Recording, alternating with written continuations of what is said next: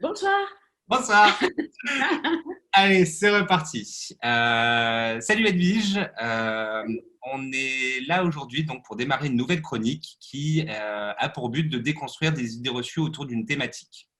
Ok. Donc, on choisira à chaque fois une nouvelle thématique et le but donc c'est de discuter et de déconstruire 5 idées reçues sur cette thématique. Donc tout d'abord, je vais te présenter.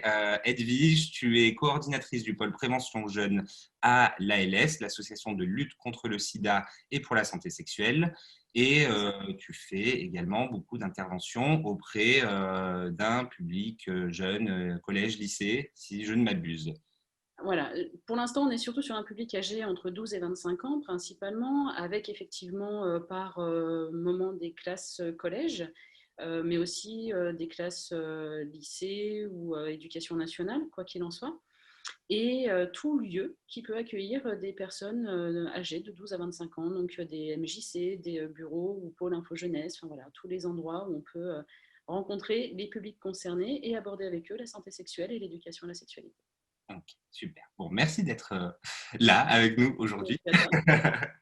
Donc, comme je le disais en début, le but, c'est de déconstruire 5 idées reçues sur une thématique. Et aujourd'hui, on va parler VIH-Sida. Pourquoi cette thématique et tu nous en diras un petit peu plus, c'est que nous sommes bientôt le 1er décembre. Ouais. Qu'est-ce que le 1er décembre, Edwige? Eh bien, le 1er décembre, c'est la journée mondiale de lutte contre le sida. C'est une journée qui existe depuis 1988 maintenant, donc ça remonte quand même à il y a un petit moment. Et c'est à l'initiative de l'Organisation mondiale de la santé qui a choisi cette date pour agir de façon solidaire et internationale sur la question de la lutte contre le sida. L'ONU, d'ailleurs, c'est-à-dire son assemblée générale, a même soutenu la démarche en la validant dans le droit et en autorisant tous les pays du monde qui souhaitaient faire une manifestation ce jour-là de pouvoir la faire. Il y a même d'ailleurs l'ONU, donc l'Organisation des Nations Unies, qui a sa version ONU-SIDA. Donc c'est vraiment un travail mondiale et qui est issue finalement de l'épidémie qui avait démarré fin des années 70, début des années 80, cette épidémie de VIH-Sida. À l'époque, on ne maîtrisait pas beaucoup d'informations sur cette épidémie. Puis à force, on a appris à la connaître et on s'est rendu compte que l'importance pour pouvoir lutter contre cette épidémie et stopper du coup aussi cette épidémie, c'était d'avoir une organisation internationale avec des acteurs à différents niveaux. Ça peut être des acteurs comme nous, associatifs. Ce sont aussi les personnes concernées qui sont principaux militants de l'amélioration de la qualité de vie des personnes vivant avec le VIH dans le monde. C'est aussi l'organisation autour du patient, du parcours de soins, donc par les médecins et les personnels soignants. Et puis c'est aussi le fait qu'il y ait un engagement dans cette lutte des différents gouvernements, différents États. Enfin, voilà, il y avait cette présence très forte des gouvernements aussi à l'époque. Ok. Et aujourd'hui, on parle, enfin, on voit beaucoup dans les campagnes de prévention ou les réunions donc, autour de la santé sexuelle, on parle des objectifs 90, 90, 90 et parfois même d'un quatrième 90. Est-ce que tu peux nous en dire un peu plus? Ouais, ben ces objectifs, c'est aussi quelque chose qui est là qui sont là depuis longtemps. Alors, ils ont évolué, hein. Dans les années 80, on était plutôt sur du 80, 80, 80. Ensuite, on est passé sur 85, 85, 85. Maintenant, 90, 90, 90 et encore un 90. En gros, l'objectif, c'est de dire que 90% des personnes connaissent leur statut sérologique. Et donc, 90% des personnes séropositives finissent par savoir qu'elles ont le VIH. 90% des personnes qui savent leur statut et qui ont le VIH sont mises sous traitement. Donc ça, c'est le deuxième 90. Le troisième 90, c'est les 90% des personnes qui sont mises sous traitement et qui ont le VIH passent dans ce qu'on appelle un seuil d'indétectabilité. À un moment, le traitement permet que le VIH soit en quantité si peu présente dans le corps qu'on ne puisse plus transmettre le VIH à quelqu'un d'autre. Le dernier 90 qui arrive, et dans certains territoires de santé, notamment en France, c'est de s'assurer que les personnes soient en parfaite santé et très longtemps. Voilà, c'est le quatrième objectif qu'on a dans beaucoup de territoires de santé. La qualité de vie des personnes vivant avec le Voilà. VIH, c'est ça. Ouais. Bon, merci pour ce petit point d'histoire et d'information. Si ça te va, on peut passer donc aux idées reçues. Donc, ce que j'ai fait, c'est que j'ai rassemblé un peu ce que j'entends tout le temps autour de moi concernant VIH, le VIH/SIDA. Et le but, c'est de déconstruire ces dires. Allez, on va tenter ça. On va tenter ça alors, super. Donc, première idée reçue. Le VIH et le SIDA, c'est la même chose. Alors, la même chose, oui et non. C'est-à-dire que c'est comme si tu prenais une pièce et que tu as deux faces sur cette pièce. La première face, c'est le VIH, donc le virus de l'immunodéficience humaine, qui est un virus qui va venir infecter ton corps à un moment. Donc il faut être en contact à un moment avec ce virus pour qu'il puisse t'infecter. S'il n'y a rien qui est fait, c'est-à-dire comme on l'a vu plus tôt, si on n'a pas de dépistage et qu'on n'est pas mis sous traitement, à un moment, le virus va avoir eu un tel effet sur notre système immunitaire qu'on va rentrer dans une autre phase qui va être la phase SIDA, syndrome d'immunodéficience acquise. En gros, disons que l'un ne peut pas aller sans l'autre. On ne peut pas avoir une phase SIDA si à un moment on n'a pas été en contact avec le virus. Il faut vraiment d'abord qu'il y ait eu le contact avec le virus, que le virus ait pu s'installer pour arriver dans la phase SIDA. Donc c'est voilà, c'est un peu plus délicat, un peu plus subtil. En fait, c'est une évolution, c'est des stades différents. Okay. C'est ça, ce sont des stades différents. Dans un premier temps, il y a l'infection à VIH, et dans un second temps, si on laisse le virus s'installer dans le corps, forcément, on arrivera à un moment sur la phase SIDA, si on ne fait rien avant. Deuxième idée reçue, seuls les gays sont touchés, ou en tout cas en grande majorité. Et quand je dis gay, je veux dire les hommes gays, les hommes ayant des rapports sexuels avec les hommes, ceux considérant gays. Alors, les hommes qui ont des rapports sexuels avec d'autres hommes font partie des populations qui sont dans les personnes qui peuvent être touchées.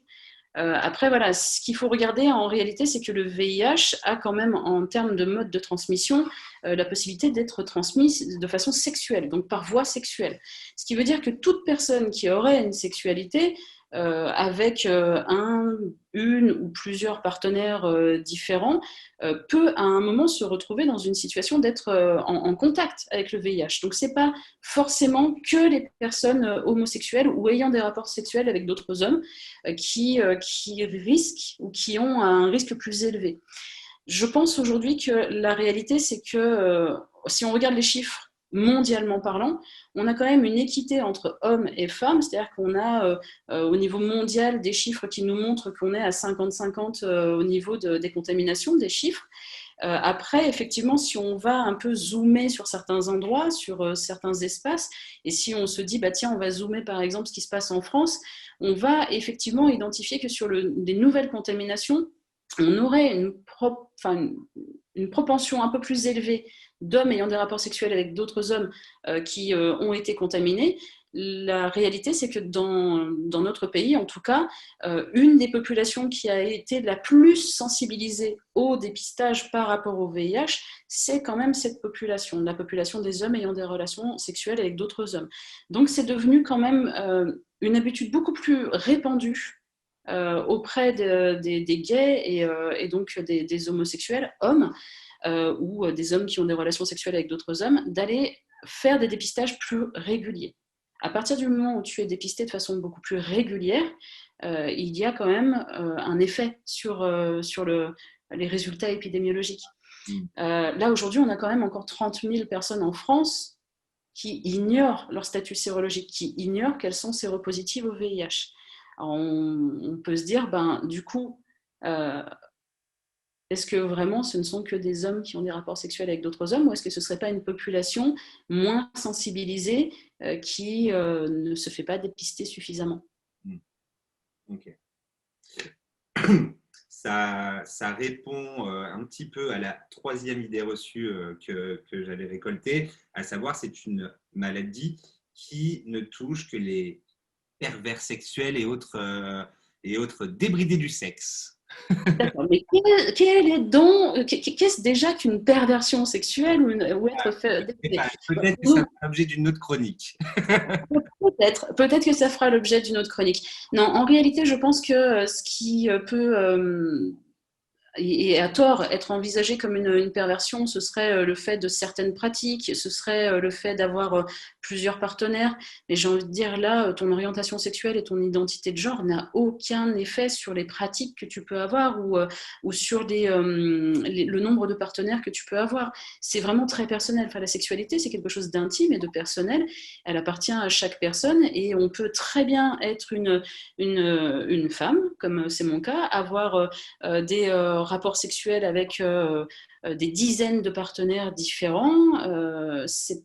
Si on estime que c'est une perversion, bon bah d'accord, alors ce serait dans l'idée de la personne. Néanmoins, moi, je ne m'identifierais pas comme ça. Donc déjà, faut vraiment se rappeler que la sexualité, c'est quelque chose d'intime, de personnel. La question, c'est quelle est ma sexualité, comment elle s'exprime et comment je peux prendre soin de moi. Voilà, tout simplement. Oui, dans les modes de transmission en réalité du VIH, ce qu'il est important de garder à l'esprit, c'est que certaines pratiques, notamment dans les pratiques sexuelles, vont être plus à risque que d'autres. Par exemple, la sodomie va être plus à risque puisque l'anus, naturellement, va peu, voire pas du tout lubrifier. Donc, au moment d'une pénétration, il pourrait y avoir des lésions au niveau anal, alors des micro-lésions, mais suffisantes quand même pour que ça favorise une infection, une contamination.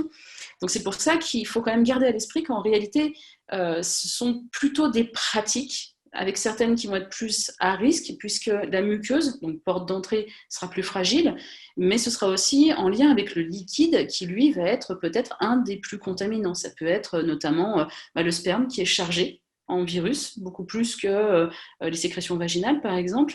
Et c'est aussi le sang qui est chargé beaucoup plus en virus aussi, et donc c'est ça qui va favoriser une contamination. Donc l'idée, c'est vraiment de garder à l'esprit que ce ne sont pas ni nos orientations, ni le nombre de partenaires, ni le genre auquel on appartient qui va avoir un impact sur le fait qu'on puisse être à un moment en contact avec le virus. C'est vraiment quelles sont les pratiques que j'ai. Ai-je eu ces pratiques sans utiliser de moyens de prévention avec un ou une partenaire que je ne connais pas ou peu, ou, voilà, et comment je prends soin de moi après.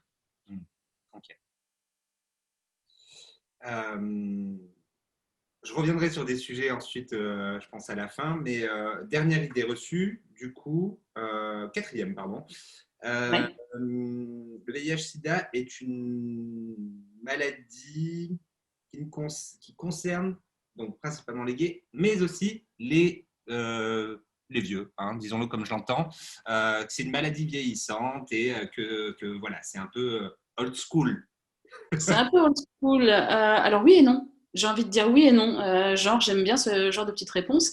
Non, en réalité, les chiffres épidémiologiques ont quand même démontré que les contaminations par des infections sexuellement transmissibles, et notamment le VIH, étaient toujours très présentes et même en progression dans la catégorie 15-25, voire même 15-30. Donc, ça reste quand même des populations jeunes. Et il faut savoir aussi que si on a une infection sexuellement transmissible et qu'on ne fait rien, elle est un terrain favorable pour une contamination au VIH, notamment. Ensuite, effectivement, on a une augmentation des nouvelles contaminations pour des personnes âgées de plus de 50 ans. Ça s'explique tout simplement parce que ces personnes sont en train de rentrer dans une nouvelle vie affective. Elles ont par exemple passé les 25-30 dernières années avec un ou une seule partenaire et aujourd'hui, cette relation est terminée. On décide d'avoir de nouveaux partenaires ou simplement d'avoir une nouvelle vie affective et on n'a pas forcément des réflexes de prévention et donc il peut y avoir effectivement un risque de contamination. Mais quoi qu'il en soit, au niveau de l'épidémiologie, eh ben non, c'est pas tant une maladie vieillissante ou une infection vieillissante, ça continue à toucher n'importe qui dans la population, parce que c'est ça aussi qu'il faut savoir, peu importe le genre, peu importe l'orientation sexuelle, et peu importe l'âge, à un moment, on peut se retrouver en contact avec le VIH et donc être contaminé. La propension de jeunes 15-25 est quand même assez importante dans les nouvelles contaminations. D'accord. Ok, donc, j'enchaîne avec la cinquième idée reçue, mais qui sera point final. Le VIH-Sida, ce n'est pas fini. Pas pour l'instant, hélas. Ce n'est pas fini pour l'instant. Et c'est bien ça aussi sur lequel on travaille depuis des années, depuis notamment la charte d'Ottawa dans les années 80, 84, je crois. C'est vraiment, enfin, depuis qu'on a commencé à travailler autour de la connaissance du VIH et donc de son évolution sous son stade SIDA, donc ça fait maintenant, comme tu peux le voir, pas mal d'années. Hein, si on part du début de l'épidémie, fin des années 70, et qu'on arrive aujourd'hui, 2020, c'est une lutte qui est toujours présente. Aujourd'hui, on a quand même pas mal de moyens de prévention, d'information qu'on utilise, qui ont un effet, malgré tout, sur les nouvelles contaminations. Elles se sont stabilisées, voire même à certains endroits, elles sont légèrement en recul, mais on voit qu'il y a toujours de nouvelles contaminations. Les raisons pour lesquelles il y a des nouvelles contaminations, déjà, c'est qu'au niveau international, on n'est pas tous armés, entre guillemets, de la même façon pour lutter contre le sida. Ici, en France, on est vraiment bien logé par rapport à cette lutte. Et du coup, c'est quand même beaucoup plus facile que dans un pays où il n'y a ni l'accès à l'information, ni l'accès à des outils de prévention, ni l'accès à du dépistage, ni l'accès au traitement. Donc, voilà, quand on voit que nous, ici en France, il y a l'information qu'on est en train de faire, par exemple, toi et moi, ou que nous faisons lors de nos séances, ou par le biais des chroniques, il y a aussi toute l'approche en prévention, c'est-à-dire quels sont les outils de prévention qui existent à l'heure actuelle. On le voit très bien, le préservatif reste à l'heure actuelle un des outils de prévention qui fonctionne le plus. Il y a d'autres outils de prévention, pardon, notamment la PrEP, mais là qui est un système qu'on va proposer à certaines personnes qui ont des pratiques plus régulièrement à risque ou qu'on pourrait éventuellement voir plus souvent à risque. Et donc ça peut être, peu importe la personne, là encore une fois. Néanmoins, ça demande un suivi. Hein. Ça ne demande pas de le faire comme ça. On s'inscrit dans un parcours, dans un schéma de prévention. Ça ne veut pas dire qu'on abandonne à 100% non plus le préservatif quand on utilise la PrEP. Tu vois, donc il y a quand même ça. L'offre, pardon ? La PrEP protège du VIH, mais pas des autres. Pas des autres infections sexuellement transmissibles. D'où l'importance, effectivement, de garder un système combiné pour pouvoir se prémunir. Effectivement, on a aussi la possibilité, si jamais on a eu à un moment ce que j'appellerais un défaut de prévention. Alors, ce qui peut être un défaut de prévention, c'est on a bien pensé au préservatif, sauf que dans le feu de l'action, le préservatif, lui, il nous a lâchement abandonnés. Qu'est-ce que je peux faire? Tu vois, ça peut arriver, effectivement, il peut arriver parfois qu'on est dans le feu de l'action et qu'on ne pense pas du tout à mettre ce préservatif et qu'on ne connaissait pas forcément son ou sa partenaire. Ça peut arriver que parfois on n'était pas tout à fait pleinement avec ses moyens pour se préserver et pour utiliser un moyen de prévention. Ou alors on l'a utilisé, ce préservatif, et il a craqué. Qu'est-ce qui se passe? J'ai la possibilité de réagir le plus tôt possible en me rendant dans un service des urgences d'un hôpital ou alors dans un centre de dépistage anonyme et gratuit en expliquant que j'ai potentiellement été en contact avec le VIH. À ce moment-là, je vais passer un peu en priorité par rapport aux autres. Un médecin va me poser plein de questions sur ce qui s'est éventuellement passé et va déterminer avec moi mon risque d'exposition au VIH et me proposer ce qu'on appelle le traitement post-exposition. Alors, effectivement, pour pouvoir bénéficier du traitement post-exposition, il est important de réagir le plus tôt possible, comme je disais. C'est-à-dire que si c'est arrivé hier soir, j'ai 48 heures à partir d'hier soir pour réagir. Et le plus tôt j'y vais, c'est-à-dire si j'y vais ce matin, le mieux c'est. Donc voilà, on a aussi cet outil-là. Et puis après, si on n'a pas eu l'occasion de pouvoir bénéficier d'un traitement post-exposition, ou si on se dit un peu plus tardivement qu'on a peut-être pris un risque, là c'est la démarche du dépistage. Il y a quand même beaucoup d'offres de dépistage qui existent. On a beaucoup de lieux où on peut aller se faire dépister. Donc les offres de dépistage, elles peuvent être par la prise de sang, qu'on peut faire en laboratoire. Donc elle peut être prescrite par notre médecin, on peut aller la faire en laboratoire, on peut aller dans un centre de dépistage anonyme et gratuit. Certains centres de planification et d'éducation familiale ont gardé aussi cette démarche de dépistage parce que dans certaines zones en France, il y a un besoin de couvrir le besoin en dépistage. Il y a la possibilité aussi, si elles sont présentes, d'aller dans certaines associations qui peuvent offrir ce qu'on appelle un test rapide d'orientation au diagnostic, qui est une première approche au dépistage, par le fait de prendre une goutte de sang sur le bout du doigt et donc d'avoir une orientation vers le diagnostic. Et il y a la possibilité, si on est vraiment éloigné un petit peu de certains endroits, de pouvoir obtenir en pharmacie ce qu'on appelle l'autotest. Donc l'autotest, on fait ce geste soi-même, mais il y a tout un accompagnement, tout un protocole d'accompagnement. Donc on a quand même des offres très vastes de dépistage. Selon le lieu où on habite, effectivement, on aura accès plus facilement à l'un ou à l'autre.